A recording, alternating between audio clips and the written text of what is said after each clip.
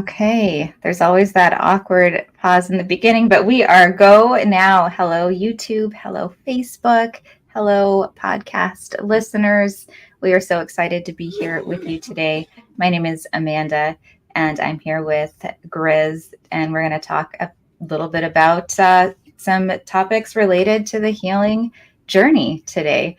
Um, I am especially excited about this topic because it is one of my favorite things to talk about, the healing journey, what it means to heal, what is healing, um, what are some common pitfalls that people run into around healing, and also interestingly, at the end, we're going to talk about three different questions or perspectives that can help you shift your own views of healing into a more empowering space, because some of us might feel a little bit burned out on the whole idea of healing, especially if your social media feed is anything like mine and it's all healing, it's all gurus, it's all, this, that, and the other thing. It can be a little bit much and a little bit overwhelming. So, Grizz, hey, good Yeah. morning. When does this end, Amanda? When does the healing journey end? I When don't know does if it I end? don't know if I don't know if it ever does, but yeah, I think that having tools and being able to share like the things we're going to talk about today, can really help us maybe get out of a loop that we're in, this healing loop where it just seems like we're in that loop. And so I'm excited to talk about it today as well. Mhm. Yeah, it does feel like a loop. You're completely right about that. Looks like you're getting a little bit of weather where you are. Got some wind over there? It's just we have a special relationship here with the wind, and so oftentimes that's just the wind agreeing with what we're talking about. So It did appear that that leaf was waving in the background. Sweet. Yes. But anyway, back to the idea about the loop.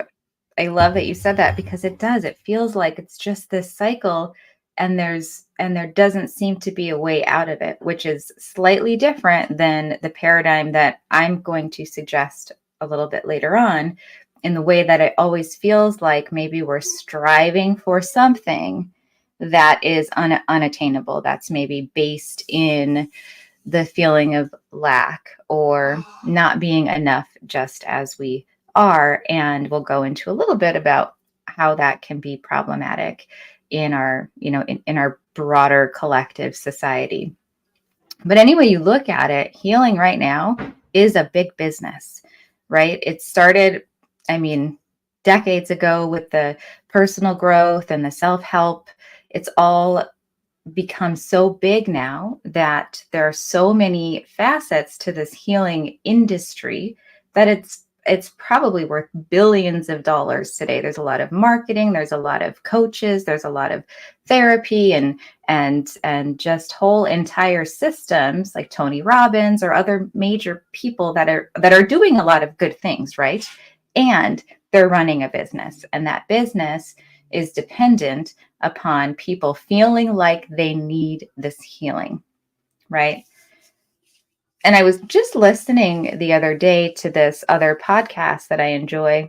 And the podcast wasn't about healing itself, but they mentioned this one little piece about this idea of healing, and being healed as purely a social construct based out of beliefs, kind of a collective agreement almost of what healing is. So this definition isn't necessarily intrinsic, but it's actually something that exists in a non-absolute way, right? It's relational, it's defined by something outside of us, right? It's defined by the medical industry, it's defined by our culture, our communities that we exist within, and our our relationships. And I found this idea that healing is contained within this relational or cultural framework to be so interesting, because if it exists outside of us, independent of us, then we can choose. We can opt in or opt out, which is a really beautiful thing. And the way to get to that space of opting in or opting out is through awareness. So today we're going to talk a little bit about how to build that awareness. What are some pathways to develop more along that line? And specifically, some questions that are really valuable to ask yourself in this space are, what cultural narratives are shaping your experience of your own healing journey, right? What is the culture within which your beliefs about being healed or being whole have been shaped? Um, the purpose of these paradigms, the real purpose, is to help you make sense of your own suffering and your own recovery. That is ultimately, I believe, the whole purpose of the healing conversation, is for us to make sense and to reconcile our own suffering with our own recovery and the hope of that recovery. However, are these paradigms, are these belief systems limiting you? Are they actually limiting your expression, your true expression of your authentic self? They might be. And I've Yeah, I like found, the yeah, go ahead. awareness piece because oftentimes when am I breaking up again? Is my connection Nope, okay? I can hear you. So, so yeah, the awareness piece when I go into meditation, oftentimes I'll get to a place where I'm no I'm just pure awareness. I'm not identifying with anything really. I'm just being the perceiver and relaxing into that.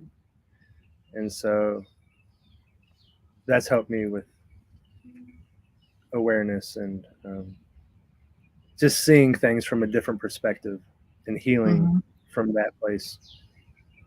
Yeah. Yeah, broadening that perspective and even sitting in the space of awareness, which is a very kind of a meta conscious space to be when you are aware of your own awareness, right? If you think about it too much, it's like your brain does gymnastics. You kind of have to put the cognitive frequency of consciousness on hold a little bit and just sit in the experience. But yes, meditation is absolutely a very effective way to get into these broadened states that can help us become aware of things that maybe aren't so concrete, things that we maybe can't create tangible thoughts around just yet. Maybe at some point we can. However, we don't need to be able to make sense of things in order to be okay with them, let them flow through us, have awareness, right? We can just be with them. Yeah. And with that, it's kind of the opposite of what's out there today, right? Healing is really, at least in my feed and in my experience in the healing industry, from therapy, medications, personal growth, seminars, retreats. This I've done so many things in pursuit of healing.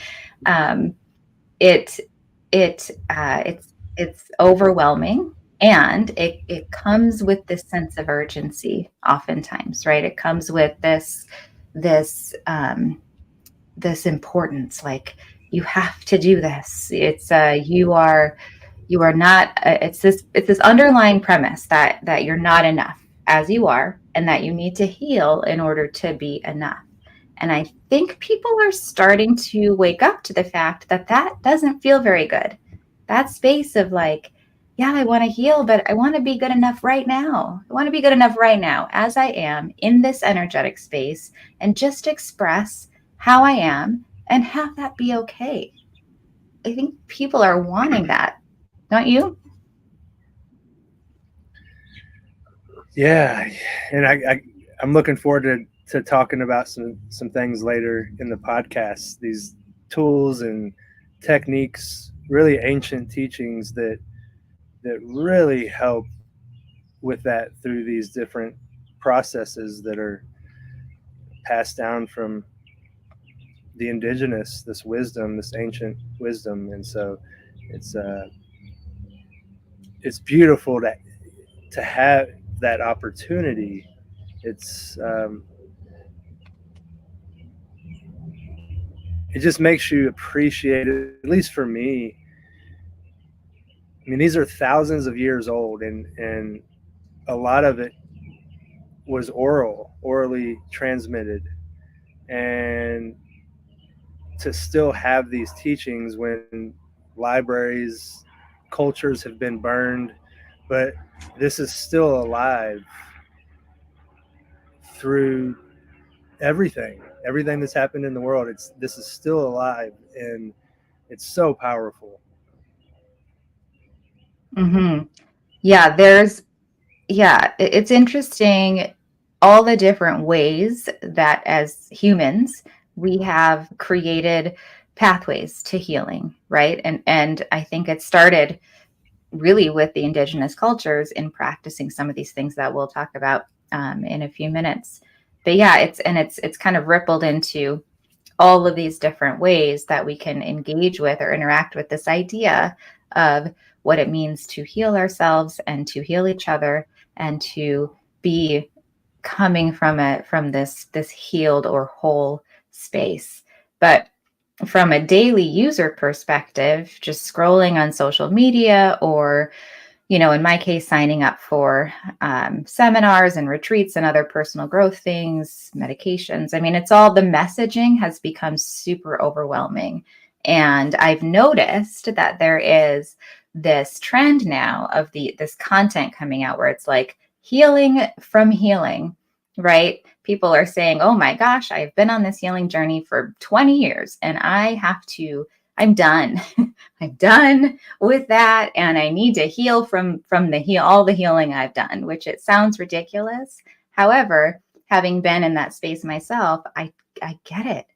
There's this urgency, there's this like never enough messaging that comes out, and it gets exhausting, right? It's perpetuating. It's the loop that you mentioned just a minute ago. It's this loop that we can't seem to get out of with the current framework and paradigm that is being kind of generated by all of this healing business. And I don't know why that is, if it's because it's a business thing and that's just kind of part of the dynamic of it being a business. It's almost like we don't want to move people through to where they don't need us anymore. I mean, that sounds malicious. I don't think that's intentional, but I think it's a deep systemic issue. And in my own experience, I mean, I started therapy when I was 6. I think I've been in therapy on and off since I was a child, and I've been on medications on and off since a teenager, and all sorts of different types of therapy. I've done an inpatient mental health programs, outpatient mental health programs. I've done personal growth seminars, retreats, overnight things, weekend trips, different programs, 90-day thing. Like I have done all of this healing work. And ultimately at the end of that, just a few years ago, I was sick of it. I was so burned out and overwhelmed. And I thought, my goodness, with everything that I've done so far, the fact that I still feel like there's something that's not whole, there's something missing, like what the heck is wrong with me? Right? These were the questions that I had going on in my head. And attached to that was this very deep shame that, like, here, I've done all this work. I think I'm a smart person. And yet I'm still like, have this inner stuckness, which doesn't make sense because my life is good, right? I was building this life that was really, seemed meaningful and beautiful. And at the same time, gosh, I was struggling. I was really struggling, and I was feeling cynical. I'd see, these posts from these, healing gurus, and just think like, oh, like they're just full of crap. They don't know what they're talking about, or everyone else knows what they're talking about, but I don't. And so it was with this mentality that I kind of first ventured into the psychedelic healing space. And that was one of the things that drew me to psychedelics as an option, because I wanted that deep shift. I wanted to be able to move from a space of constantly striving to feel whole and just feel whole and just feel complete and figure out where that shift was within myself. And so when I started the psychedelic therapies, this was 3 years ago. uh yeah, one, I would say, I mean, a few profound things happened in those first initial macro sessions that I did. And one of them was understanding what healing feels like, what it actually feels like in my body, in my psyche, in my consciousness, to heal. And that was so profound. In the moment, I think it took me a little bit of integration to really grasp the depth at which kind of the ripples of that realization got to. But in the coming months, years, it has stayed with me. The visceral, the experiential reference that I have for my own healing became my North Star. And then I was able to kind of throw everything else out, is like the all of the urgency, all of the messaging out there. I was able to really just let it flow past me and not get stuck on any of that, because I knew what healing felt like to me, and I could then anchor my practice forward from there, engaging in things that supported that. And I will tell you, my experience has changed significantly. I have changed significantly as a result of this shift of perspective, as a result of this deeper understanding that I have gotten to. And I really look at it as a gift that I received from my psychedelic experience to be able to transform my life in ways that help me express authentically, right? Unfiltered, like just expression of energy in its purest form. And I'm able to come to my life and my relationships and my goals and dreams and ambitions from this space, from this beautiful, more peaceful space, right? I guess that's probably the biggest difference, is that it feels more peaceful to be coming from this space where I already know that I don't need healing. I choose to engage in this healing practice in order to support balance and growth and authentic expression, and to keep energy moving in me so it doesn't get stuck. But I'm choosing it as a practice. I'm choosing it because of my core values, my intention for my life and my relationships, and all of that plays into where I'm going. So psychedelics really supported me in making that shift in my own belief system around healing and what it is and what it means for me. Yeah, I'm curious, Chris, do you have a similar story or other experiences in your own kind of relationship with healing or your own healing process? Yeah, it's a lot to unpack. I want to go back to when you were talking about the healing, and a lot of the communications coming at you from different ads or things that you see online, just the healing and the business behind it. And I think it's slowly transitioning into this new world that we're creating, the people like us, where we're moving away from that. That was the old system. And I think as we go more into our hearts, I mean, on our mentorship call, I mean, the connection I felt, just the heart connection and the love and the support,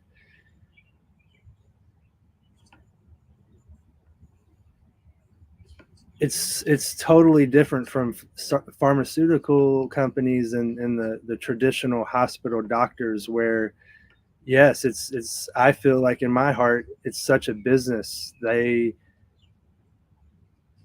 want you coming back for the money. And with at least in my experience and the people I work with in ceremony, it's bringing them to more joy and they have the tools to where they don't have to come back if they don't want to. But it's like their choice to come back. It's the choice to continue to tap into this. And so it just feels so much better that way, and working that way, and especially getting out of that corporate life just a few months ago and being able to just be more authentic. It feels so good. Yeah. So it's free. It's like being unburdened, right? With this, it's removing this pressure. Yeah. And I And like what you said. even, go ahead. Sorry. I was just gonna say, I like what you said about this idea of love and connection driving, like being a driving motivator over, you know, creating systems or whatever else might go on behind the scenes. But really, it's that FaceTime, it's that love, it's the connection, it's the community piece that we're missing. Oh gosh, are we ever missing that community piece?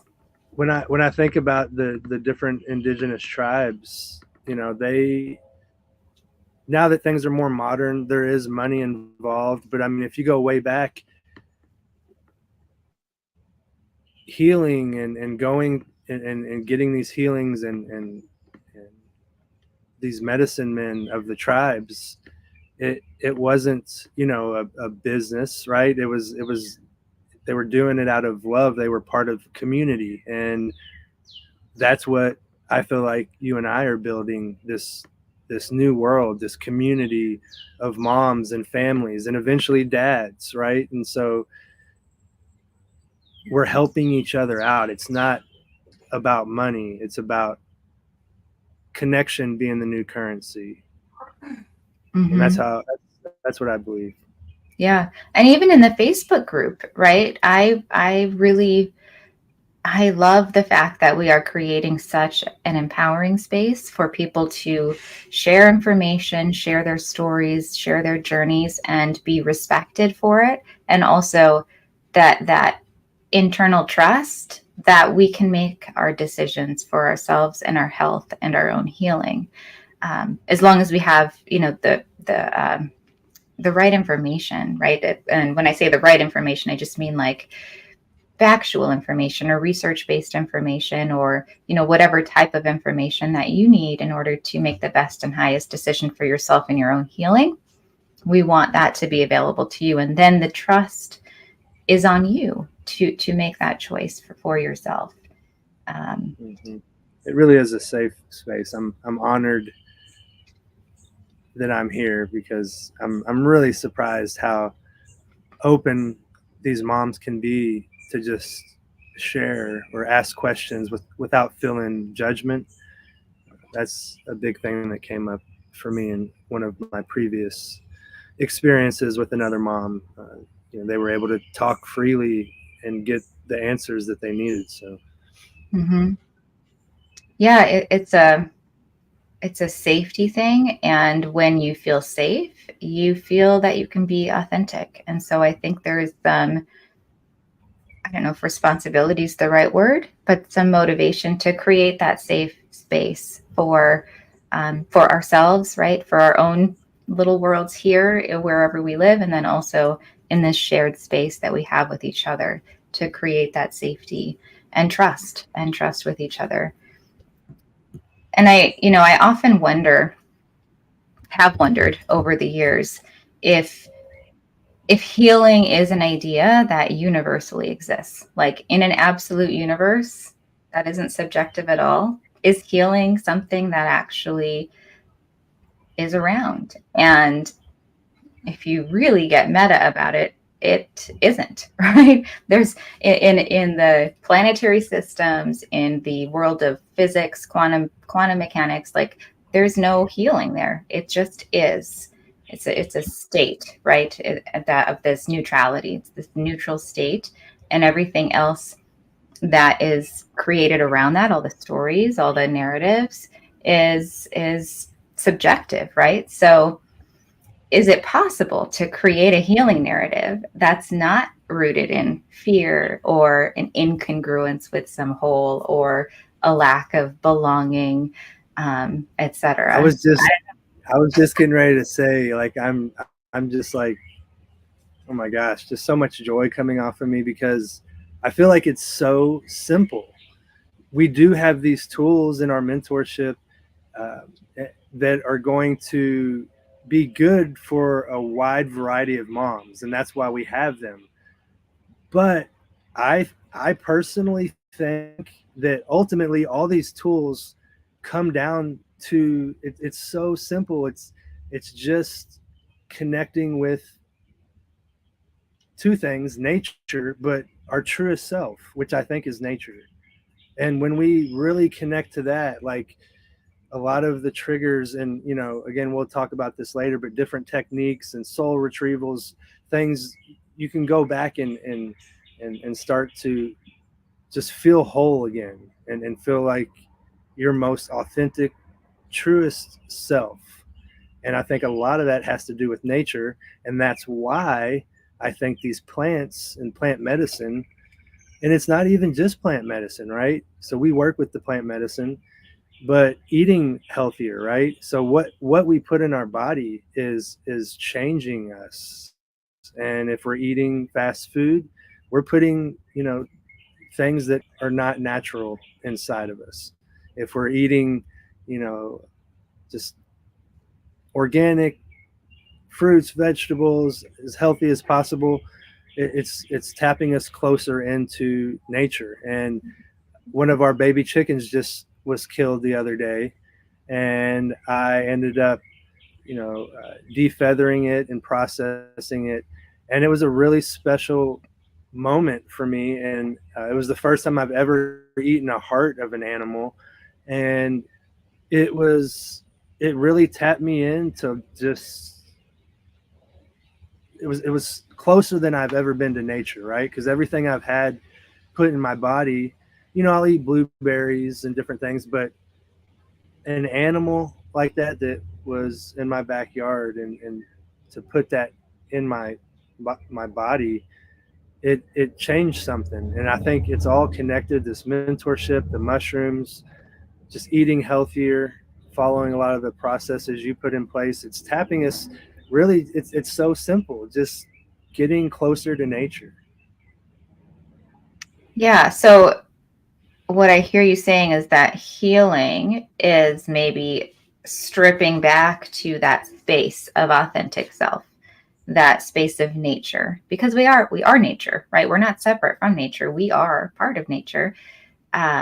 So stripping back to that intrinsic natural self and making decisions from there. So it's yeah, I like that because it's not insinuating that anything's wrong or anything's broken. It's more of an approach to living your life. It's a mindset shift, and I can absolutely get behind that. Yeah.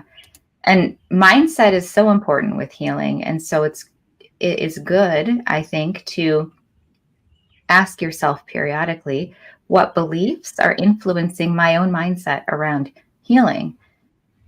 Is it that I have this idea of what a healed and whole person, or healed and whole mom, healed and whole wife, business owner, employee, parent, child, sister, right? Do I have this idea of how that should be? And are those expectations limiting my fullest expression of myself in some way?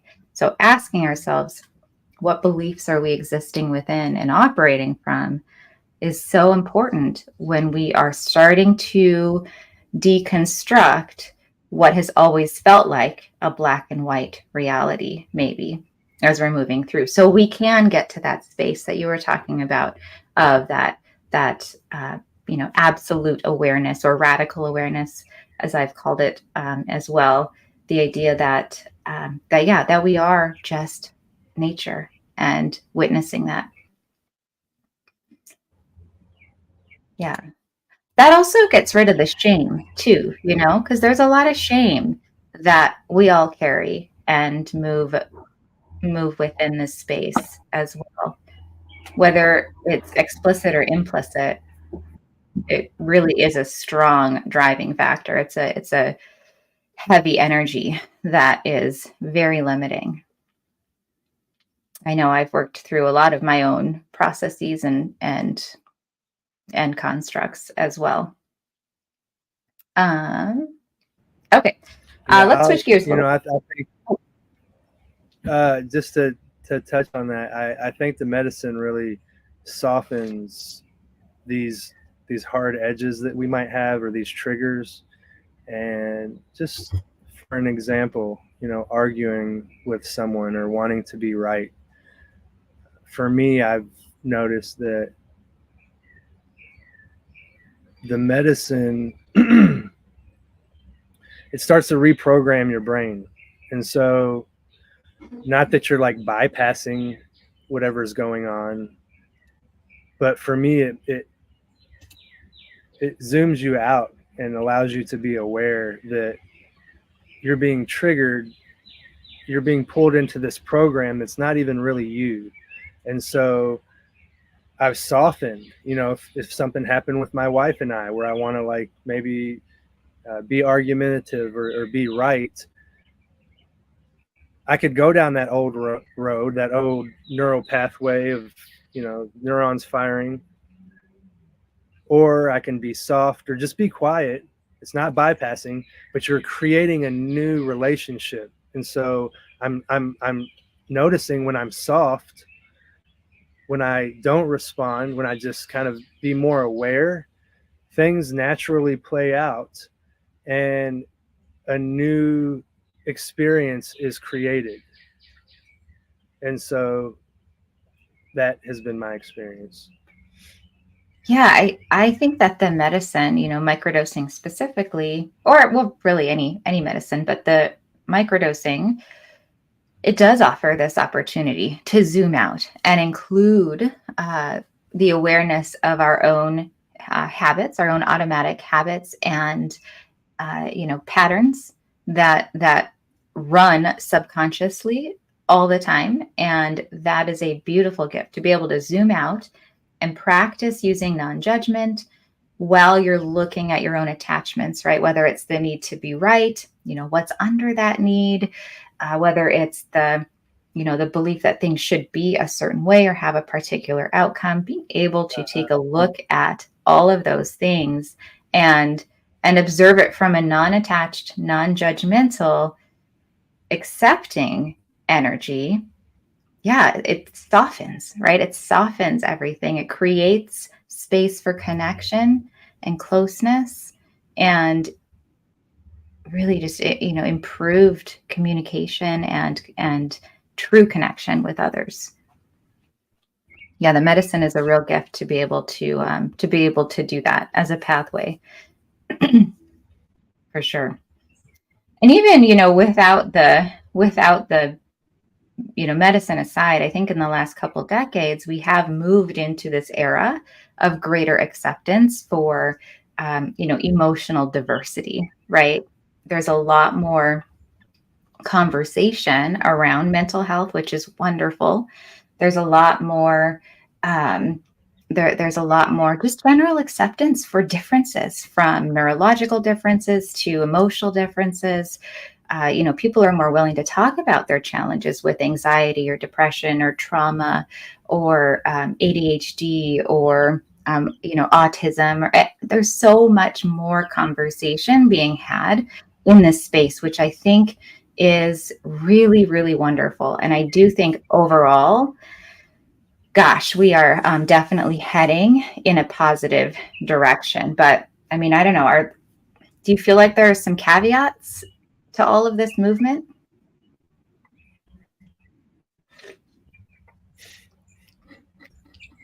Oh, Um, are you there? I think you might have broken up there for a second. can you hear me? Yes. Yeah, you know, it's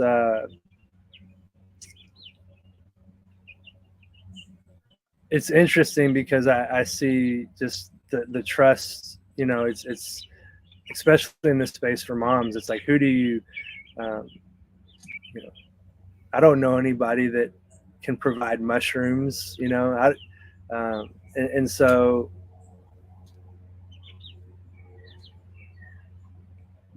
being able to trust the people that you're working with as you're moving towards this place of wholeness and really feeling deeply connected to nature, you really have to do your research into Mhm. who you're working with and to make sure they're providing a safe space. And so, yeah, Yeah, and I only think as time goes on, it's going to be more and more and more people, more and more ads, more and more scams, you know. yeah, I think inherently, the medicalization of mental health has has been a good thing, and it has its dangers as well. I think that medicalizing every frequency of consciousness can be um, can be problematic, right? Certainly, medicalizing our physical bodies makes sense. We have a broken arm, we want to go get it treated. However, do we take those same approaches to the emotional realm, to the cognitive realm, right? To our thoughts, to our feelings? Do we take that same approach Mm-hmm. to our spiritual realm, right? If we're feeling disconnected, do we pathologize and find what's wrong and go in and fix it? Is that the way? I think our current paradigm just naturally kind of creates that system because it has worked so well on the physical frequency, right? I mean, life So expectancy, different now. Yeah. yeah, life expectancy is longer than ever, and our medical advances have really created this space of the greatest health overall that humanity has ever known. Now that might be changing pretty quickly here with all the stuff we have happening, but we enjoyed a good little stretch there for a while before the shift. Um, And and I we say that, but I don't have any proof. But can you hear me? Okay, my Yes, you're screen was breaking low. up a little bit, but I can hear you. Yes. Maybe I'm not supposed to talk about this, um, but I feel like there is some truth into civilizations before us being much more technologically advanced, and so you just mentioned we've experienced good health, but you know I think that what we're doing, you and I, we're helping people tap into ancient technologies of healing. Is Mm-hmm. I guess all I'm gonna say. Mm-hmm. Yeah, yeah, and it's it's hard to It's say much if different than the. I think like what you were alluding to is it's much different than the traditional ways of healing or the medical mhm, doctors and the hospitals. Um, right. it's Yeah, something that science has not been able to explain as far as from the spiritual aspect of it. yeah. And I understand the drive to want to figure things out, right? I get it. I get the drive of wanting to understand what's happening inside your brain, inside your mind, and being able to say like, "Oh gosh, that makes so much sense," right? Why I have felt this way my whole life, why my relationships have always been this way, like to be able to categorize that, I get it. Like that is helpful to be able to point to a reason why we have the results that we have in our life. It can be comforting, right? It can say like, "Oh, I'm not broken," right? I have this thing. Well, the underlying piece of that is like that there's still that thing that is wrong with you, right? You just know what it is. So, um, and all that being said, I'm not trying to minimize the importance of the medical industry in treating mental health. I think it has helped us come a long way. And I think there is a role and a place to play for, the medical sphere that approach to mental health, emotional health, physical, like it's all connected. And I think that the medical profession is starting to come that way a little bit, as far as that more holistic understanding of how we operate. And I'm definitely not trying to minimize any of that, because it has helped me personally a lot in my own journey. And it is nice to see how our shift in perspective is changing across the various frequencies, right? I mean, if you look back into the middle of the 20th century, that's kind of the when mental health really started to be researched and looked into, and the idea of cognitive therapies, right? Approaching the mind and our health, the health of the mind, using cognitive means, using thoughts, strategies, different therapeutic interventions that really relied heavily on the cognitive frequency of our consciousness. And then more recently, in the last couple of decades, probably, with the rise of like emotional intelligence, right, we've kind of moved into this more emotional range of consciousness and that frequency. And I think that's seeing great results as well, exploring our emotional realities instead of keeping them as separate or something to be managed, right? It's a more accepting space. And even more recently, in the last probably 10 to 15 years, is a somatic emphasis on the physical frequency, how our bodies are holding trauma, stress, how our bodies express different maladies or dis-ease from these other frequencies. So having that holistic kind of mind, body, spirit connection is key, I think. Now that we've explored these pieces individually, putting them all together is important in order to heal. And I think we can learn a lot from the ways that we've approached spiritual healing in the past. And these are some of the ancient practices and traditions. I think spiritual healing is the oldest, uh, you know, avenue or pathway that we've taken into the healing space, because it's been around for thousands of years. Oh, are you there? We lost Fred. Oh dear. I'm here.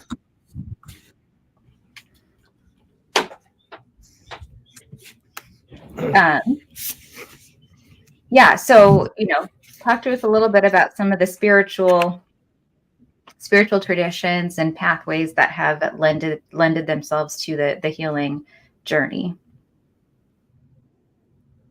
Yeah, my internet connection was breaking up. I think the wind and just maybe there's a storm coming. Can you hear me okay? Uh-huh.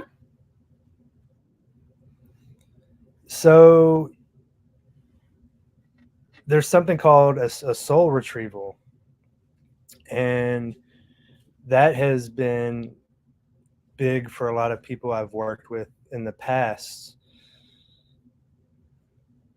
I would say the majority of us have had some type of traumatic experience in their life. And so when this happens, a piece of our soul leaves us. And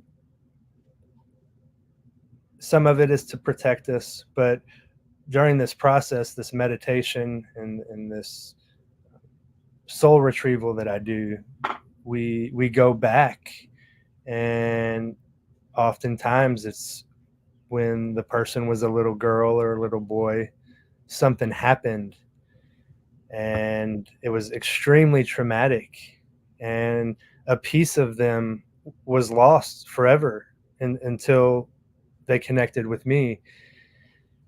And that stays with you as an adult. And so you are not whole. You have this part of you that is missing, this usually this childhood piece of you. And once we go back and we sit with that and we work with that and we heal that. It's very fast. You start to have these memories that come back to you. You might have things that you forgot about as a kid, or different passions. I forgot I used to read this book or talk to trees, and memories can come back to you. Different things that maybe you said during that period, or as a kid, or wore, or different certain music maybe that you liked at that time. So you start to integrate that back into your most authentic, your true self, that. And so we're again, so simple. We're just tapping you back into nature, back into you, who you are, the full you. Yeah, so healing in that context is, yeah, it is almost like I had a visual of like being literally plugged back in to that universal connection, that soul piece, right? Putting it out of the yeah, I find it interesting that the idea that when something traumatic happens, that a piece of your soul leaves. I wonder if it maybe doesn't so much as leave as it kind of disappears, but it never vanishes, So right? I always think it hides. So Yeah. in these like guided meditations, oftentimes we're connecting to my spirit guides, my spirit animals, your spirit animals. Oftentimes we find these spirit animals for the first time, or maybe uh, reconnect you for the first time in a long time. And so oftentimes during that journey, we are searching. So we're walking down a path, or we're traveling down a road, and we're looking around that tree that you used to climb. And so yeah, we're searching the trail that is always connected to you, but it's hiding. And it's so small of a trail that oftentimes you forgot about it. And so that's what we do. We go back and find it. Yeah, I like that because the trail didn't leave, right? It's not that part of the trail broke off and is gone and now you're trapped. The trail is still there, and this particular spiritual approach, and probably all of them, most of them, all of them, help you see what has always been there but was hidden for some reason or another. And I Yep. think that it's a really beautiful approach, and it speaks to the power. So the spiritual frequency of consciousness is the part of our consciousness that stretches out into the infinite. And so when we heal from that space, from that infinite, universal connected, universal consciousness space, it is very powerful because it can ripple inward across all the frequencies: cognitive, emotional, physical, relational, and environmental. When we look at healing from a relationship context, well, our relationships are kind of feedback and a mirror for how we're doing, I think, internally, too, in a lot of cases. And I think we all have a relationship or two that could use healing, whether we want to do it or not. I think that every one of us has opportunity there for improved communication, healing, growth, all of that. And then lastly, the last frequency is environment. And I think collectively we're starting to realize the urgency with which we do need to kind of address this idea of healing when it comes to the planet. And do we actually have any responsibility or duty, right? I mean, the planet is doing what the planet does in these conditions. And if we want to continue to enjoy our time, on this planet, I think we do need some radical healing to occur. Just like trauma lives in the body, I think social trauma, environmental trauma lives in the earth. And as we're approaching healing from, in ourselves from a more somatically informed place, thus approaching healing society from maybe a more naturally informed place is makes, the next logical sense. Yeah.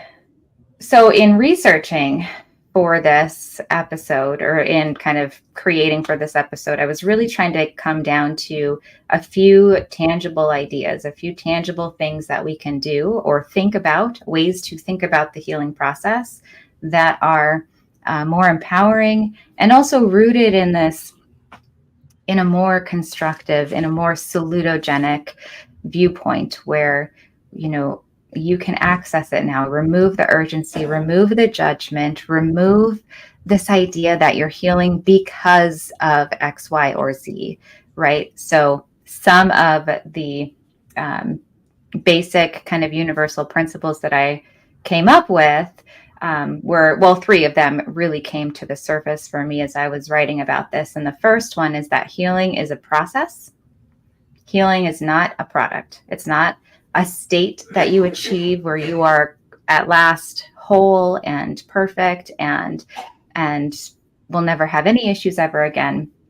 It is a process, and I call it a practice specifically. A healing is a practice, and it's engaging in continuous adaptation, growth, and integration of experiences. So it is an ongoing thing that you choose to engage in throughout your life. And secondly, to add on to that, healing is also non-linear. Uh, you might experience what feels like setbacks. You'll experience breakthroughs, new awakenings, new awarenesses. Really, what's happening is an emergence of yourself, and that is not a linear process. We assign this idea of linear that is based in belief, that is rooted in some type of worldview, this linear process. But healing is actually more of an interdimensional, interfrequency, 360-degree emergence of your authentic self. I like to think of it like, like those GIF, however you choose to say that word, of the flowers endlessly blooming. I think everyone's probably seen that, where it just looks like the flowers constantly blooming, like it never ends. That is how I view the healing journey, the healing process, is this endless, continual blooming of our authentic self through our conscious frequencies. And then third, oh, go ahead, Grizz, you going to add on to that? Yeah, I was going to say something about just the setbacks and the breakthroughs, and what you mentioned as far as I see it as a lot of the listeners are probably in this boat where they're in their head having to do it all on their own. And what I found with the medicine is it gives you an opportunity to surrender to God, whatever you believe in. And my question to the listeners is, do you want to allow God to talk to you in the truest way? And can you surrender into following the breadcrumbs that God is leaving? And so it goes back to responding or not responding. A lot of, I think, listeners are in that boat where they're going to react or respond and stay in that same reaction, that same program, the neural pathways that are already created, right? And so the medicine is just kind of like that.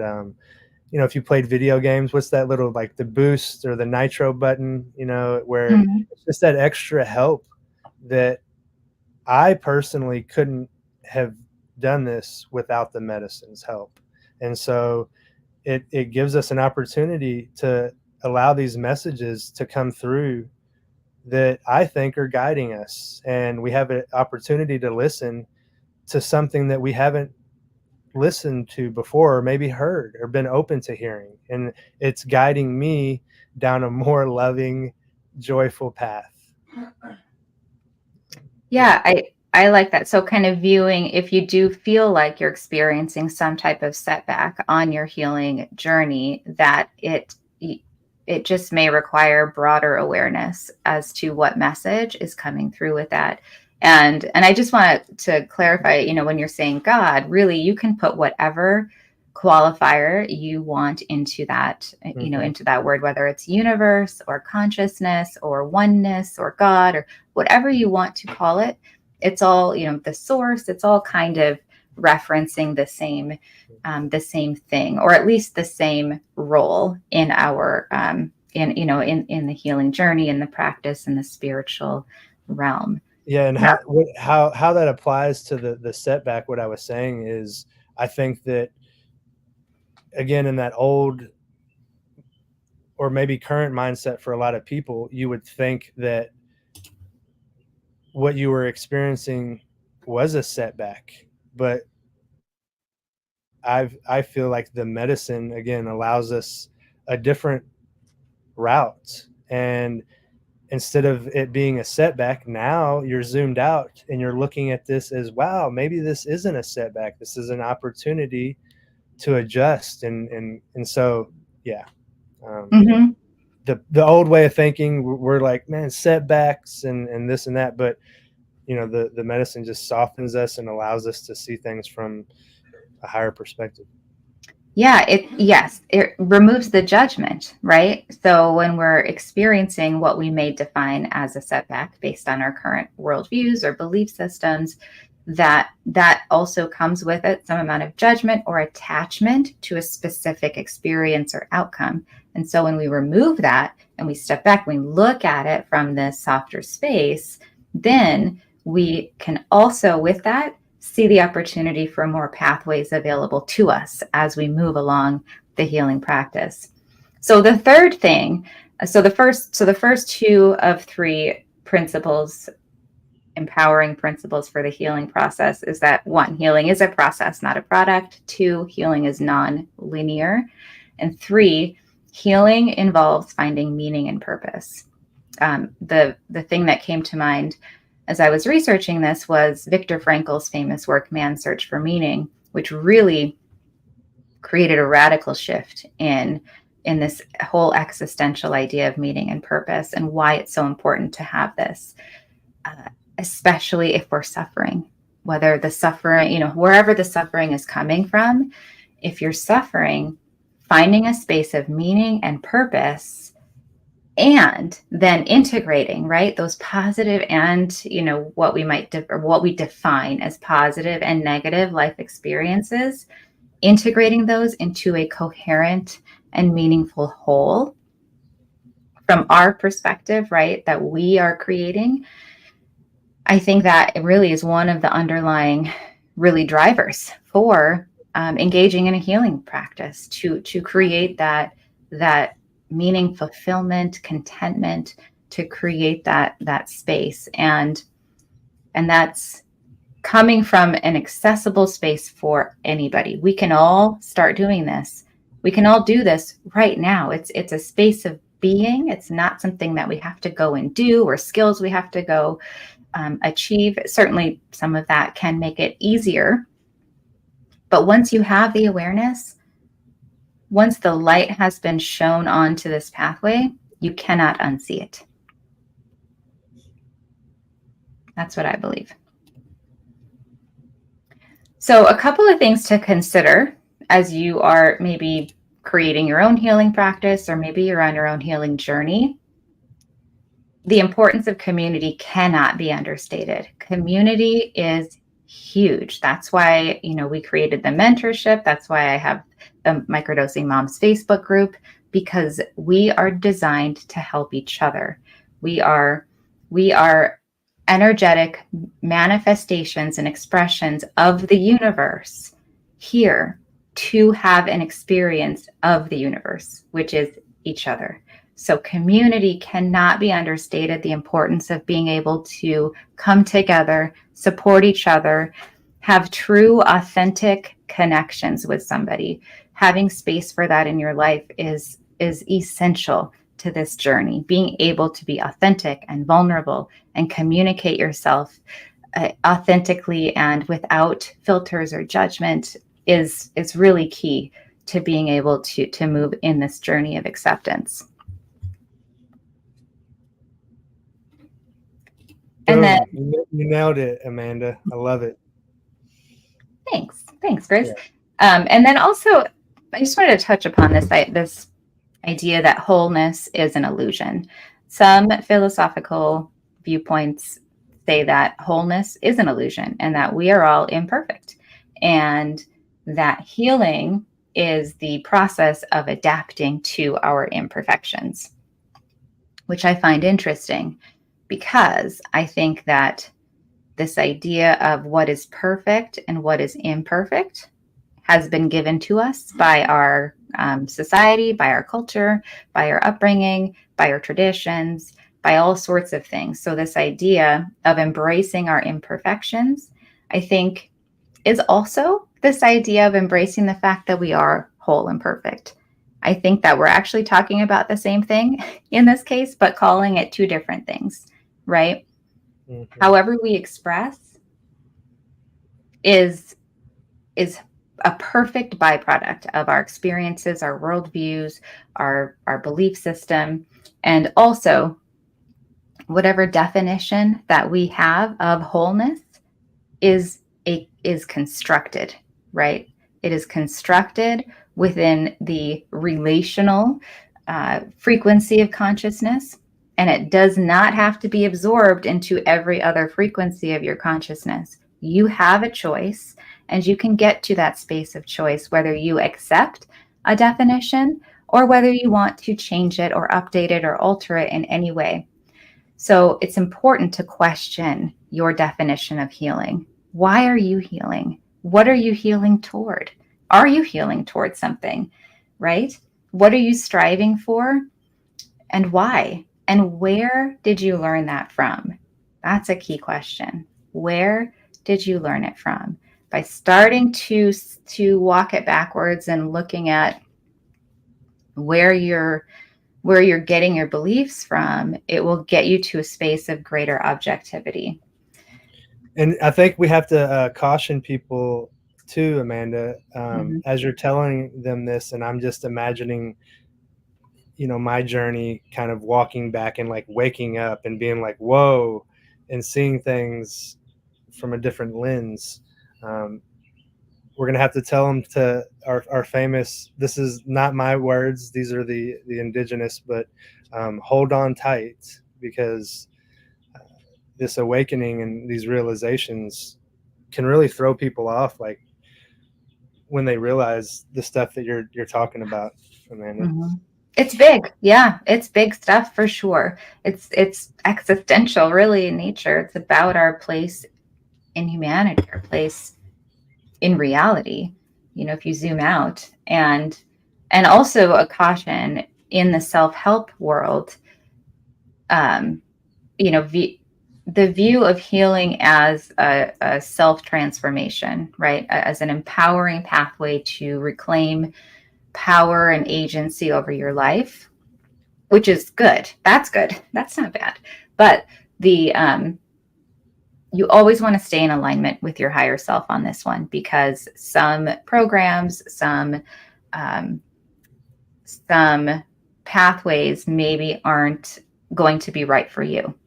I know in my own experience, having done all sorts of different things, that sense of urgency, that sense of pressure, it ended up not being good for me at all. And so that's part of the reason why I shifted into this different approach, this approach of it's a more gentler, more affirmative, kind of more trauma-informed practice. I think especially if you have trauma, be careful with some of these self-help, personal growth programs, because even though they're not bad in and of themselves, they may not be right for you. So always listen to your internal intuition and trust it, right? If something's not working for you, it doesn't mean that you're irreparably broken.